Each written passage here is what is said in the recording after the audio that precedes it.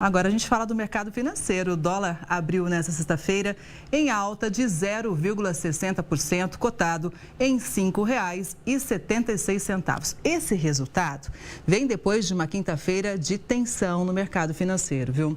Ontem, a moeda americana subiu 1,4% e fechou em R$ 5,73, maior valor em mais de 2 anos. A tensão entre Israel e Irã fez o dólar disparar, provocando instabilidade global. O real foi a moeda mais atingida ontem. E qual será a tendência para os próximos dias, hein? Para entender esse cenário, a gente faz conexão com o professor de Política Pública da FGV, o Daniel Vargas. Professor, boa tarde, seja sempre muito bem-vindo aqui ao Conexão Record News. Eu começo perguntando o seguinte: esse dólar que já vinha ali nas alturas, crescendo agora recentemente, deve continuar assim, hein? Essa é uma bela pergunta e é difícil antever o futuro. Mas o que a gente sabe é que o mercado ele é feito de percepções. Essas percepções são informadas por fatos do dia a dia que orientam os investidores e formam a sua visão de como a saúde da economia se encontra. A partir do momento que as tensões geopolíticas se acentuam, em particular esse risco de uma reação do Irã provocar uma disseminação dessas tensões no Oriente Médio, isso tudo gera no mercado uma sensação de insegurança que faz com que se optem por fazer investimentos em áreas mais seguras. E o dólar, como uma moeda mais estável, acaba se valorizando dentro dessa situação. Se o cenário internacional continuar conturbado, haveria aqui uma clara tendência do dólar continuar ganhando força em relação a moedas de países emergentes. Agora, é claro que isso não explica toda a situação, porque nós percebemos que o real foi uma moeda mais atingida em comparação com outras moedas, por exemplo, de países latino-americanos. O que significa que parte da desvalorização da nossa moeda também está associado a fatores internos do Brasil. Há algo na maneira como o Brasil tem conduzido a sua política, debatido a sua economia, que influencia essa percepção formada pelo mercado. E um dos elementos-chave nessa equação, sem dúvida, são as tensões políticas em relação à postura do Banco Central.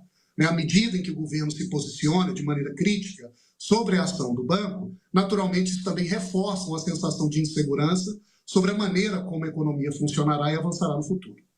E como que a economia americana também reflete nesse resultado por aqui, professor?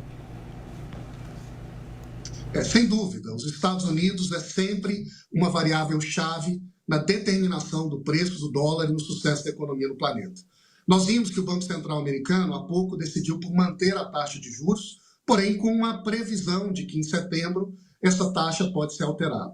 Essa decisão do Banco Central, por sua vez, ela influencia a formação de opinião dos investidores sobre a posição do dólar, as perspectivas de crescimento da economia americana e, por consequência, um parâmetro de competição, de comparação, sobre onde fazer esse investimento, se no Brasil ou em outros países. A perspectiva do juro americano ser reduzido nos próximos anos abre uma margem de espaço para que investimentos que antes eram feitos na moeda americana no país possam agora buscar outros países do mundo.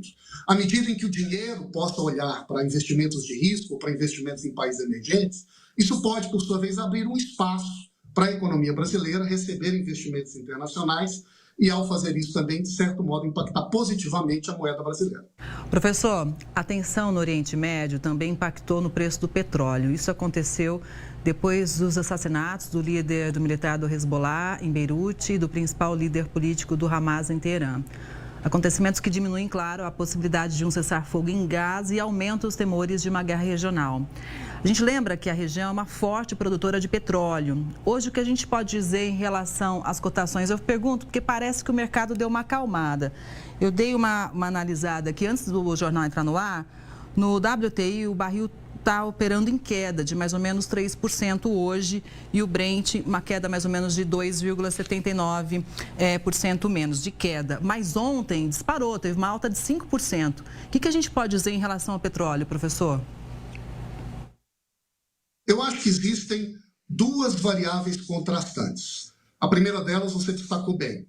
A tensão geopolítica no Oriente Médio, aquela região é uma região central para a produção e exportação de petróleo no mundo.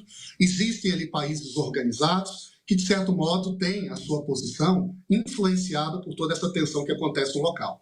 À medida em que essa tensão aumenta, o risco disso impactar a produção ou gerar uma tensão na exportação do petróleo faz com que seu preço aumente. De outro lado, o mercado está muito atento à demanda de petróleo, sobretudo por aqueles países que têm no consumo, na importação desse bem, um peso fundamental na economia. Um desses casos é a China.